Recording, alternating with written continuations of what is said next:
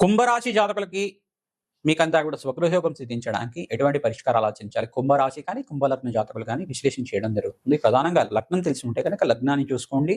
రాశి తెలిసి ఉంటే కనుక రాశిని చూసుకోండి. ప్రధానంగా చూసుకుంటే కుంభరాశి జాతకులు కానీ, కుంభలగ్న జాతకులు కానీ చతుర్థ, పంచమ, నవమ స్థానాధిపతులు యొక్కరంగా ఉండాలి. జాతకరీత్యా గోచారరీత్యా కూడా బలంగా ఉండాలి. మరియు దశమాధిపతి యొక్కరంగా ఉండాలి. ఈ యొక్క అష్టమ స్థానంలో గ్రహాలు యొక్కరంగా ఉండాలి. అదృష్ట యోగం కలిసి వస్తుంది. ఆకస్మిక ధనలాభాలు సిద్ధించడానికి ఆస్కారం ఉంటుంది. ఆర్థిక సమస్యల నుంచి బయటపడడానికి షష్టమ స్థానంలో పాపగ్రహాలంతా కూడా జన్మజాతకంలో ఉండకూడదు. గ్రహాల యొక్క స్థితిగతి అంతా కూడా విశ్లేషణ చేసుకోవడం జరుగుతుంది. కుంభరాశి జాతకులకి, కుంభలగ్న జాతకులకి ప్రధానంగా చతుర్థాధిపతి యొక్కరంగా ఉండాలి. చతుర్థాధిపతి అంతా కూడా చూసుకుంటే ఇక్కడ వృషభం అవుతుంది. రాశి అంటే లగ్నం శాతం కుంభలగ్నం శాతం చూసుకుంటే వృషభ రాశి అవుతుంది. ఈ యొక్క కుంభరాశి అంతా కూడా ఈ యొక్క శుక్రుడు, శనీశ్వరుడు, ఈ యొక్క అంగారకుడు, బుధ భగవానుడు అంతా కూడా యొక్కరంగా ఉండాలి. మీకు స్వగృహయోగం సిద్ధించడానికి ఆస్కారం ఉంటుంది. గ్రహయోగం అంతా కూడా సిద్ధిస్తే కనుక శీఘ్రంగా మీకు అంతా కూడా గృహయోగం సిద్ధిస్తుంది. ఇక్కడ షష్ఠ స్థానంలో అంతా కూడా బృహస్పతి సంచారం అంతా కూడా ఉచ్చస్థానంలో సంచారం జరుగుతుంది. మీకు యోగకరంగా మారుతుంది. గురుబలం సిద్ధించడానికి ఆస్కారం ఉంటుంది. ఉచ్చస్థానంలో సంచారం అంతా కూడా అఖండ లాభాలు సిద్ధించడానికి, పంచమ స్థానంలో కూడా గురుబలం సిద్ధించడానికి ఆస్కారం ఉంటుంది. ప్రతినిత్యం కూడా దత్తాత్రేయ శాంతి హోమాది కార్యక్రమాలు ఆచరించుకోవడం, దత్తాత్రేయాయ స్మరణ మాత్రేణ సంతుష్టాయ నమః నామాన్ని జపాన్ని ఆచరించుకోవడం, ఓం హ్రీం మణదీపేశ్వర్యే నమః, ఓం హ్రీం మణదీపేశ్వర్యే నమః, ఓం హ్రీం మణదీపేశ్వర్యే నమః, ఓం హ్రీం మణదీపేశ్వర్యే నమః నామాన్ని జపాన్ని ఆచరించుకోవడం వల్ల అదృష్ట యోగం కలిసి వస్తుంది. కుబేర శాంతి హోమాది కార్యక్రమాలు ఆచరించుకోవడం వల్ల అదృష్ట యోగము, ఆకస్మిక ధన లాభం సిద్ధించడానికి ఆస్కారం ఉంటుంది. జన్మజాతకం ప్రకారంగా మీరంతా కూడా శుక్రుడు, బుద్ధ భగవానుడికి, అంగారకుడికి, బృహస్పతికి, రాహుకి జప హోమాది కార్యక్రమాలు ఆచరించుకోవడం వల్ల ఆకస్మిక ధన లాభం సిద్ధిస్తుంది. గృహయోగం కలిసి వస్తుంది. బృహస్పతి అనుగ్రహం వల్ల శీఘ్రంగా గృహయోగం సిద్ధించడానికి ఆస్కారం ఉంటుంది. ప్రధానంగా చూసుకుంటే శుక్రుడికి ప్రీతికరంగా బొబ్బర్లు దానం చేసుకోవాలి. శని భగవానుడి ప్రీతికరంగా మీరంతా కూడా ఏలినాటి శని ప్రభావంలో ఉన్నారు కావున విశేషంగా శనీశ్వరుడికి తైలాభిషేకము, జప హోమాది కార్యక్రమాలు ఆచరించుకోవడం, నల్లలను దానం చేసుకోవడం యోగకరంగా ఉంటుంది. ఇక్కడంతా కూడా ఈ యొక్క లక్ష్మీ నరసింహస్వామి ఆరాధన విశేషంగా చేసుకుంటూ ఉండాలి. లక్ష్మీ నరసింహస్వామి ప్రీతికరంగా మీరంతా కూడా కళ్యాణం చేసుకుంటూ ఉండడం వల్ల అదృష్టయోగం కలిసి వస్తుంది. ఆకస్మిక లాభం సిద్ధించడానికి ఆస్కారం ఉంటుంది. అఖండ లాభాలు సిద్ధించడానికి ఆస్కారం ఉంటుంది. ప్రతినిత్యం కూడా దత్తాత్రేయ శాంతి హోమాది కార్యక్రమాలు ఆచరించండి. మీకంతా కూడా అఖండ పుణ్య ఫలితం వల్ల సుగృహయోగం సిద్ధిస్తుంది. కూష్మాండ దానం చేయాలి. ప్రధానంగా మంగళవారం రోజున, ఆదివారం రోజున, గురువారం రోజున, శుక్రవారం రోజున బ్రాహ్మణోత్మక అంతా కూడా మమ జాతకరీత్యా గృహయోగ ప్రాప్త్యర్థం అనే సంకల్పంతో, భూలాభ ప్రాప్త్యర్థం అనే సంకల్పంతో తెల్ల గుమ్మడికాయనంతా కూడా కూష్మాండ దానం అంటారు. ఆ బూడిద గుమ్మడికాయనంతా కూడా దానం చేయడం వల్ల ఆకస్మిక ధన లాభం సిద్ధిస్తుంది. అదృష్టయోగం కలిసి వస్తుంది. స్వగృహ లాభాలు సిద్ధించడానికి ఆస్కారం ఉంటుంది. ఆర్థిక కష్టాల నుంచి బయటపడడానికి ఆస్కారం ఉంటుంది. అష్టమి, నవమి తిథుల్లో కానీ, దశమి తిథుల్లో కానీ, ప్రధానంగా చూసుకుంటే ఈ యొక్క పౌర్ణమి లేదా అమావాస్య తిథుల్లో కానీ, ప్రదోష కాలంలో విశేషంగా కాలభైరవ స్వామి దేవాలయంలో కానీ, మహాకాళి దేవాలయంలో కానీ కూష్మాండ దానాన్ని దానం చేస్తూ ఉండాలి. అఖండ పుణ్య ఫలితం వల్ల మీకు అంతా కూడా శీఘ్రంగా స్వగృహయోగం సిద్ధిస్తుంది. వివాహాది శుభకార్యాలు జరగడానికి ఆస్కారం ఉంటుంది. అఖండ పుణ్య ఫలితం వల్ల జగన్మాత అనుగ్రహం వల్ల మీకు అంతా కూడా అదృశ్య యోగం కలిసి వస్తుంది. మహాలక్ష్మీదేవికి ప్రీతికరంగా తామర పూలతోటి, తేనెతోటి మరియు తెల్ల ఆవాలతోటి శ్రీసూక్త విధానంగా మూలమంత్ర రహితంగా లక్ష్మీ కుబేర శాంతి హోమాది కార్యక్రమాలు ఆచరించాలి. రాధశ్యామల యజ్ఞాధికృతలు ఆచరించుకోవాలి. మాతంగేశ్వరి దేవికి ప్రీతికరంగా రాధశ్యామల యజ్ఞాధికృతలు ఆచరించుకోవడం వల్ల రాజ్యయోగం తీస్తుంది. అదృష్టయోగం కలిసి వస్తుంది. ప్రధానంగా చూసుకుంటే ఈ యొక్క భూవరాహస్వామి చరిత్రను పారాయణం చేసుకోవడం, భూవరాహస్వామి ప్రీతికరంగా జప హోమాది కార్యక్రమాలు ఆచరించుకోవడం వల్ల కూడా భూసంపద, ధనయోగము, గృహయోగం సిద్ధించడానికి ఆస్కారం ఉంటుంది. చతుర్థ దశమాధిపతులు నవమస్థానం అంతా కూడా పూర్వ పుణ్యస్థానం అంటారు. పూర్వీకుల నుంచి సంపాదించిన ఆస్తి కానీ, తండ్రి తరపు నుంచి మీకు రావాల్సిన ఆస్తి కానీ యోగకరంగా ఉండాలి. నవమస్థానంలో కనుక శనీశ్వరుడు యొక్క వీక్షణ కానీ లేకుండా ఉండాలి. నవమస్థానాధిపతి నీచ స్థానంలో లేకుండా ఉండాలి. ఇంత లోతైన విశ్లేషణ చేసుకోవాల్సి ఉంటుంది. జన్మ జాతకమే ప్రధానమైన జాతకంగా ఉంటుంది కావున జన్మజాతకాన్ని జ్యోతిష పండితులతో మీరు విశ్లేషణ చేసుకొని తగు పరిష్కారం చేసుకోవడం వల్ల అదృష్ట యోగం కలిసి వస్తుంది. మా ఫోన్ నెంబర్కి మీ జాతకం అంతా కూడా ఈ యొక్క date of birth, place of birth, time of birth అంతా కూడా వాట్సాప్ చేయండి. తద్వారా మీకు అంతా కూడా విశ్లేషణ చేసి మీకు అంతా కూడా అపాయింట్మెంట్ ఇచ్చి మీకు మీ యొక్క జాతకానికి, దోషానికి అంతా కూడా పరిష్కారం చెప్పడం జరుగుతుంది. ఎటువంటి శాంతి హోమాది కార్యక్రమాలు చేసుకోవాలి, ఏం దానాలు చేసుకోవడం అంతా కూడా రత్నశాస్త్ర ప్రకారంగా యంత్రము, తంత్రం, మంత్రంతో అంతా కూడా మీకు అంతా కూడా పరిష్కారం చెప్పడం జరుగుతుంది.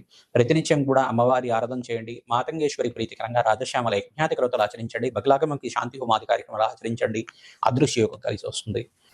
గృహయోగాలు సిద్ధించాలి అని చెప్పేసి అంటే ప్రధానంగా అంగారకుడు యొక్కరంగా ఉండాలి, బృహస్పతి యొక్కరంగా ఉండాలి, చతుర్థ నవమాధిపతులు యొక్కరంగా ఉండాలి, మరియు దశమాధిపతి యొక్కరంగా ఉండాలి. లగ్న చక్రవశాత్తు ప్రధానంగా చూసుకోవాలి. లగ్నం తెలియకపోతే కనుక రాశి చూసుకొని పరిష్కారం చేసుకోవాల్సి ఉంటుంది అన్నమాట. మేషాది ద్వాదశ రాశుల వాళ్ళు ప్రతినిత్యం కూడా అమ్మవారి ఆరాధన చేసుకోవడం, ప్రధానంగా మణిదీపేశ్వరి వర్ణన అంతా కూడా చదువుకోవడం, ఓం హ్రీం మణిదీపేశ్వరియే నమః నామాన్ని జపాన్ని ఆచరించుకోవడం వల్ల అదృష్టయోగం కలిగి వస్తుంది. శీఘ్రంగా అమ్మవారి దయ వల్ల మీకు అంతా కూడా స్వగృహయోగం సిద్ధించడానికి ఆస్కారం ఉంటుంది. ప్రధానంగా చూసుకుంటే అంగారకుడి యొక్క చరిత్రనంతా కూడా పారాయణం చేసుకోవడం కూడా అదృష్టయోగం కలిసి వస్తుంది. ప్రధానంగా దత్తాత్రేయ చరిత్రనంతా కూడా పారాయణం చేసుకోవడం వల్ల గురు కటాక్షం వల్ల మీకు అంతా కూడా యోగకరంగా ఉంటుంది. అంగారకుడు, బృహస్పతి, శుక్రుడంతా కూడా యోగకరంగా ఉండాలి. శుక్రుడంతా కూడా చూసుకుంటే భోగభాగ్యానికి కారణమవుతాడు, రాజ్యయోగానికి కారణమవుతాడు, విలాసవంతమైన జీవితానికి కారణమవుతాడు. ప్రధానంగా ఈ స్థానాలంతా కూడా మంచిగా ఉండాలి. ప్రధానంగా ధనకారకుడైన యొక్కరంగా ఉండాలి. ప్రధానంగా ద్వాదశ స్థానం కూడా కొంతమంది చూస్తూ ఉంటారు. జాతకరీత్యా ద్వాదశ స్థానం ఏమేమి చెప్తుంది? భోగభాగ్యమైన సుఖవంతమైన జీవితం గురించి, ఈ యొక్క రాజ్య సంపదల గురించి, విలాసవంతమైన జీవితం గురించి, రిచ్ లైఫ్ గురించి చెప్తూ ఉంటుంది అన్నమాట. ద్వాదశ స్థానాల్లో కూడా మీకు ఖర్చుల గురించి చెప్తూనే విపరీత రాజయోగానికి గురించి కూడా చెప్తూ ఉంటుంది.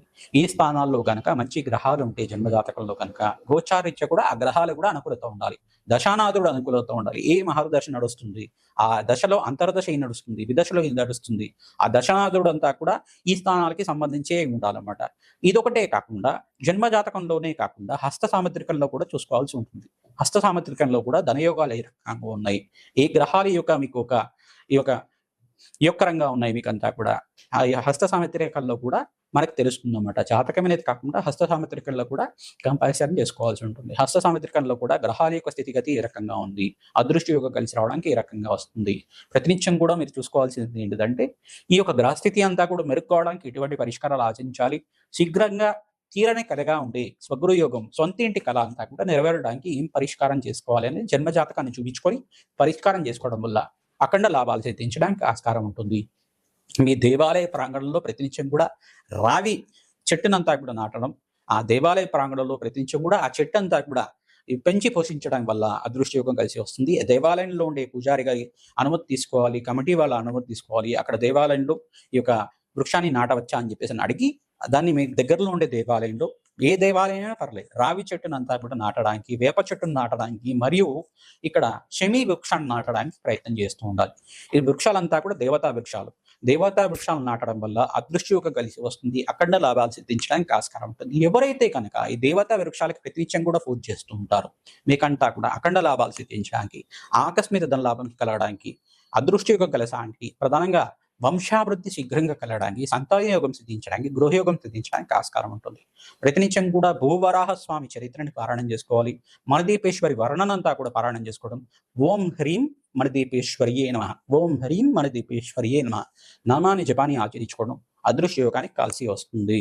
మేషాది ద్వాదశ రాశి వాళ్ళు ఈ పరిష్కారాన్ని ఆచరించండి. మీకంతా కూడా ఆకస్మిక ధనలాభం ధనయోగం సిద్ధించడానికి ఆస్కారం ఉంటుంది. ప్రధానంగా చూసుకుంటే చతుర్థ పంచమాధిపతులు యొక్కరంగా ఉండాలి, చతుర్థ నవమాధిపతులు దశమాధిపతులు యొక్కరంగా ఉండాలి. చతుర్థంలో కానీ నవమంలో కానీ పాపగ్రహాలు ఉండకూడదు. ఇటువంటి పరిష్కారం అంతా కూడా చూసుకోవాలి.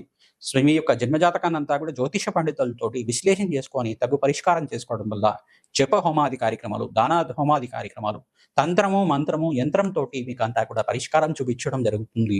అదృష్టయోగం కలిసి వస్తుంది. ప్రధానంగా భూ సంబంధమైన లాభ నష్టాలు కానీ ఏమైనా జరుగుతున్నా, ఆర్థిక సమస్యలు ఉన్నా, కోర్టు కేసులు కానీ ఉన్నా కానీ దానికంతా కూడా ఈ యొక్క జప హోమాది కార్యక్రమాలతోటి మీకు విశ్లేషణ చేసి పరిష్కారం చెప్పడం జరుగుతుంది. ఆర్థిక సమస్యల నుంచి బయటపడడానికి మణిదీపేశ్వరి వర్ణన, ఈ యొక్క దేవీ భాగవతం చరిత్ర పారాయణం చేసుకోవడం వల్ల కష్టాల నుంచి బయటపడుతూ ఉంటారు. మణిదీపేశ్వరి వర్ణన అంతా కూడా ప్రవచనాల్లాగా ఉంటాయి. ఆ ప్రవచనాలంతా కూడా వినడం వల్ల మీకు అదృష్టయోగం కలిసి వస్తుంది. మణిదీపేశ్వరి భువనేశ్వరి రూపంలో ఏ రకంగా స్థిర నివాసంగా ఉంటుంది, మీకంతా కూడా ఏ దేవతలంతా కూడా మణిదీపేశ్వరి యొక్క పీఠంలో అంతా కూడా ఉంటారు. మీకంతా కూడా వర్ణన చదువుకోవడం వల్ల ఆకస్మిక ధనలాభం ధనయోగం సిద్ధించడానికి ఆస్కారం ఉంటుంది. ప్రతినిత్యం కూడా దత్తాత్రేయ స్వామి వారి ఆరాధన, మహాలక్ష్మి ఆరాధన చేసుకోవడం, పరమేశ్వరుడు ఆరాధన విశేషంగా తీసుకోవడం వల్ల చెరుకు రసంతో పరమేశ్వరుడికి అభిషేక హోమాది కార్యక్రమాలు ఆచరించుకోవడం, చెరుకు రసంతో మరియు ద్రాక్ష రసంతో దానిమ రసంతో అభిషేకాది కార్యక్రమాలు పరమేశ్వరుడికి అంతా కూడా ప్రదోష కాలంలో చేసుకోవడం వల్ల గృహయోగం సిద్ధిస్తుంది, అదృశ్యయోగం కలిసి వస్తుంది. ఆవు పాలతో చేసిన పెరుగన్నంతో హోమాది కార్యక్రమాలు శ్రీసూక్త విధానంగా చేసుకోవడం వల్ల శీఘ్రంగా గృహయోగం సిద్ధిస్తుంది, అష్టేశ్వర ప్రాప్తి కలుగుతుంది.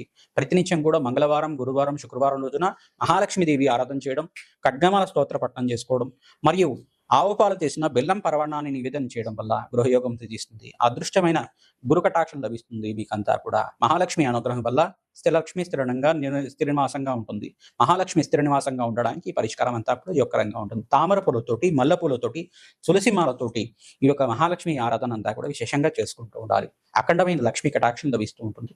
శ్రీమాత్రేమ.